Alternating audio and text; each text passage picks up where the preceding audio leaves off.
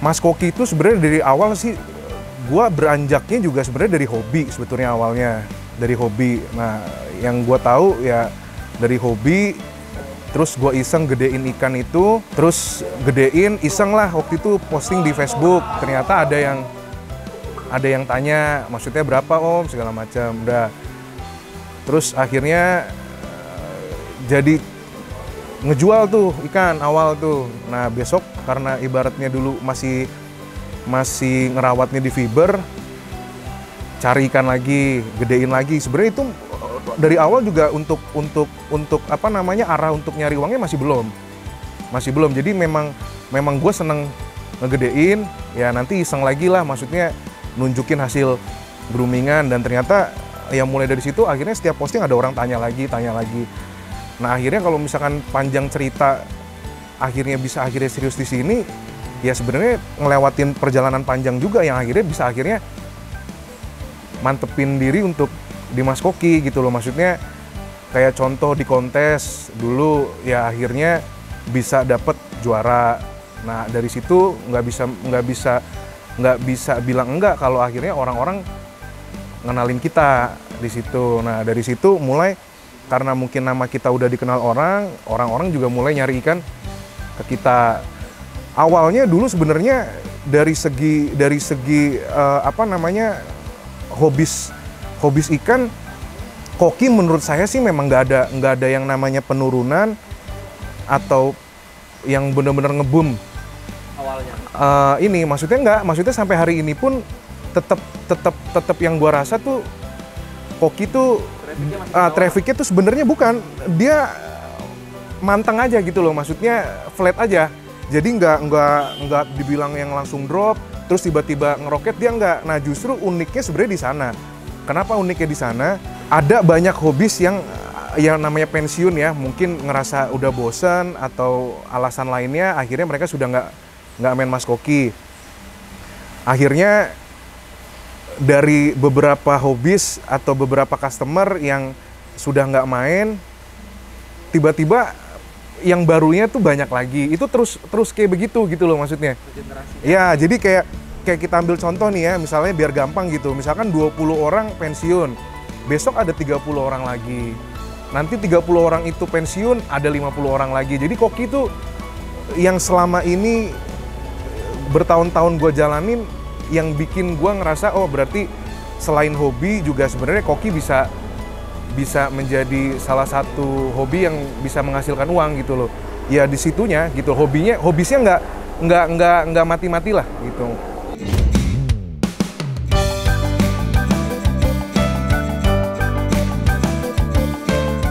Sebenarnya JKL itu udah di luar Koki ya, di luar Koki sebenarnya dia itu sudah saya anggap sebagai om angkat sendiri. Jadi ya dari awal belum adanya ikan pun memang kan hubungan saya sama beliau sudah baik. Nah akhirnya beliau hobi Koki juga nih, maksudnya tertarik ngerawat Mas Koki. Terus ya beliau juga akhirnya dari dia mulai menyukai Koki, akhirnya dia juga beli ikan dari segala penjuru lah gitu ya, mau dari mana aja dia beli ikan. Nah terus akhirnya karena dia tahu keponakan angkatnya ini juga memang main Mas Koki, ya kita sharing gitu. Kita sharing maksudnya dia ngelihat selama ini dia pengen beli ikan di farm. Kok maksudnya setelah jualin ikan berkualitas, kita bicara ikan berkualitas nih ya, karena ikan berkualitas kan kita tahu umumnya memang kuantitinya nggak sebanyak grade komersil segala macam, karena kan dia memang melalui sortiran ketat untuk mendapatkan ikan-ikan kualitas kan. Kok abis dia dia beli nggak terlalu banyak, tapi stok yang kualitas yang bagus itu kok habis, maksudnya nggak ada lagi gitu. Akhirnya dia tanya sebenarnya apa sih yang ngebuat lu tuh perputarannya jadi lama gitu loh. Nah akhirnya di situ timbullah sharing bahwa dari gue menjelaskan sebetulnya bukan dari skill humannya gitu loh, maksudnya bukan dari kemampuan orangnya, tapi lebih ke fasilitas. Jadi kan kalau yang kita tahu memang dulu farm yang jadulnya itu tempo dulu memang kan walaupun kolamnya bisa dibilang nggak kecil, tapi kan memang non filter.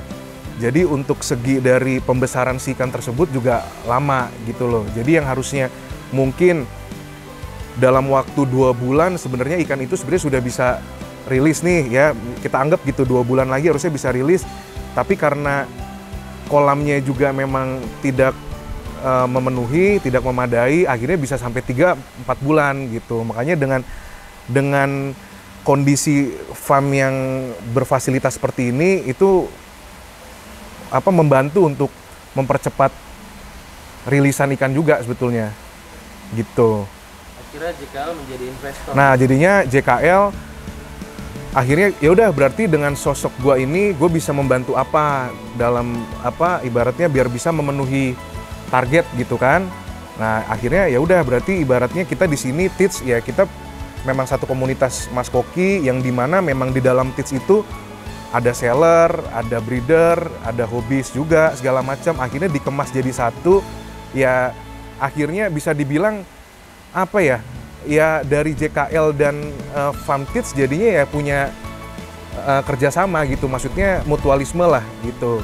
Jadi yang dimana nanti dari ikannya atau segala macam kita saling berbagi profit lah gitu.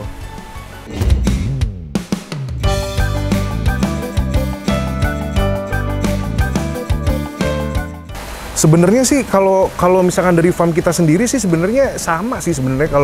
Kalau kita mau bicara harga, kualitas sebenarnya itu udah umum. Maksudnya kalau mau disamakan dengan farm-farm yang lainnya gitu ya, maksudnya farm-farm besar lainnya juga sebenarnya sama juga. Maksudnya ada di satu posisi di mana ikan misalnya untuk hobis nih, untuk hobis pasti kan kalau hobis kan dia tidak mereka beli, tidak digunakan untuk penjualan lagi, ya kan? Nah, otomatis pasti pembelanjaan mereka juga tidak sebanyak dengan seller gitu loh. Jadi ibaratnya kalau misalnya untuk ke hobi sendiri pasti karena dia belinya satuan, kita katakanlah satuan gitu ya, pasti harganya juga nggak semurah kalau seller yang ambil. Kenapa? Karena kalau seller yang ambil kan dia juga dalam jumlah yang banyak, yang besar gitu loh. Sama sih sebenarnya kalau misalnya untuk bicara rentetan tadi dari kalau misalkan hobis yang beli atau seller yang ambil, itu sebenarnya udah umum sih di farm-farm manapun juga. Dari gua sendiri agak merubah penjualan itu sebenarnya size-nya sih. Kalau yang dulu mungkin dengan fasilitas belum seperti ini ya, kita dulu size kecil kita udah lempar. Tapi sekarang ini maksudnya gue menimbang untuk mencari aman sebetulnya ketika customer atau seller yang beli, mereka juga dapat worth it-nya tuh pantas gitu loh. Jadi kalau kekecilan sebenarnya gue juga agak deg-degan juga pada saat dibeli sama customer atau seller, maksudnya ikan itu rawan mati gitu loh. Karena kondisi ikannya juga masih terlalu kecil. Dia belum siap, maksudnya untuk mungkin belum punya kesiapan yang mantep buat pindah ke tempat yang memang mungkin perawatannya berbeda atau segala macam. Tapi kalau misalkan kita memang udah agak menjaga size yang lebih survive, di situ juga gue sebenarnya memberi pelayanan lebih ke customer, maksudnya dia merawat itu juga udah lebih enak sebetulnya gitu. Iya, ada perubahan penjualan sedikit sebenarnya di size. Karena tadi itu karena ya gue pengen take and give ke customer juga lebih gitu. Jadi maksudnya mereka pada saat membeli ikannya pun mereka sudah mendapatkan aman juga yang lebih juga.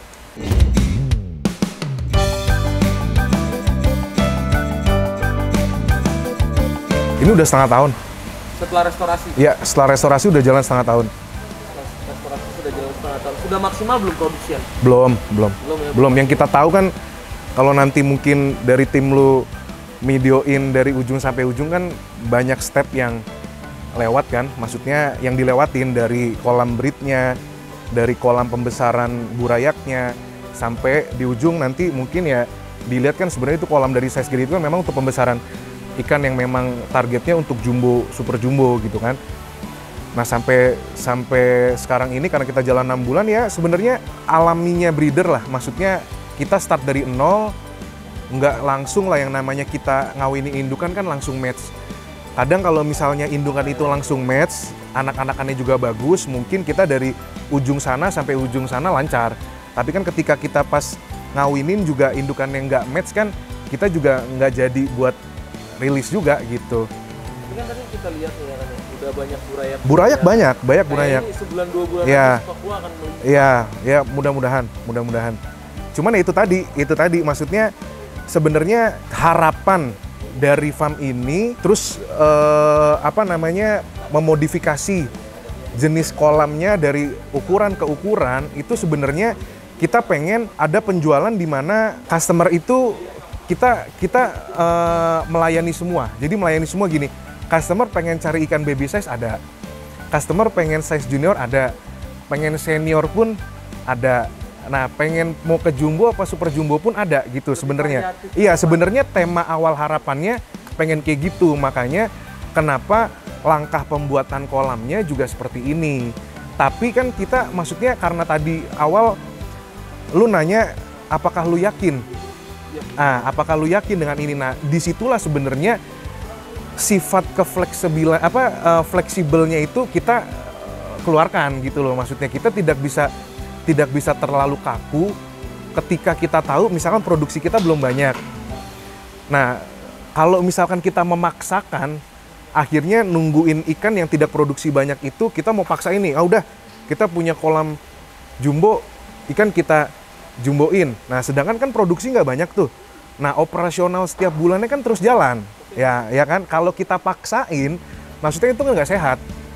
Itu kan nggak sehat. Makanya kenapa kita bilang disitulah ada fleksibelnya. Jadi kalau misalnya kita tahu memang produksi kita belum mumpuni untuk kita menjual ikan sampai super jumbo, ya udah memang permintaan customer pada saat kita mungkin dari baby sampai junior ternyata customer cari ikan, ya udah kita lepas juga gitu loh. Kita tidak memaksakan bahwasanya kita punya kolam seperti ini, ikan-ikan memang harus kita paksa jumboin gitu, nggak juga.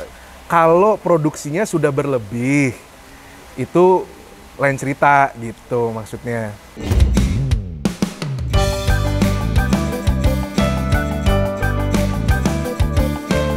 Cintai dulu lah ikannya. Maksudnya lu ngerawat mas koki karena lu suka koki gitu. Karena koki itu bisa gue bilang itu beda dengan ikan-ikan yang lain. Kenapa? Karena dia berprogres. Dari ikan dia masih kecilnya gini, nanti gedenya bisa tambah bulat, bisa tambah bagus. Nanti yang tadinya jambulnya belum begitu lebat, nanti jadi lebat. Maksudnya ikan ini unik gitu loh.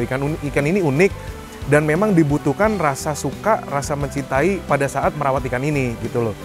Jadi yang kita tahu ikan koki itu memang membutuhkan filter yang dimana karena kotorannya memang kita tidak bisa pungkiri ya, memang kotorannya kan banyak kalau koki. Jadi kesatu memang ikannya doyan makan.